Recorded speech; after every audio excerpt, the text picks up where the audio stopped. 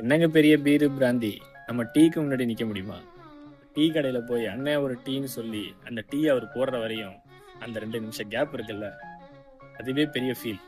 அத கையில வாங்கிட்டு ஒரு சிப் அடிச்சுட்டு அப்படி ஒரு ரோட்ட பார்த்து இப்படி நிக்கும்போது, அது தனி கெத்து தான் இல்ல?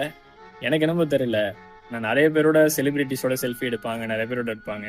ஆனா எனக்கு ஃபேவரைட்டு என்னோட டீ கிளாஸோட நான் எடுக்கிற செல்ஃபீஸ் தான். இவன் சும்மா பேச்சுக்கு சொல்றான்னு நினைக்காதீங்க. என்னோட டீ செல்ஃபீஸ டேக் பண்றேன். எப்படி இருக்குன்னு பாருங்க.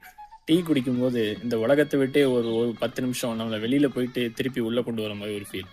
எல்லாமே மறந்துடுது. ஐடியா நெறைய வருது. சில பேர் ஸ்மோக் பண்ணா வரும்பாங்க. சில பேர் சரக்கு அடிச்சா வரும்பாங்க. சில பேர் நல்லா தூங்கி எந்திச்சா வரும்பாங்க.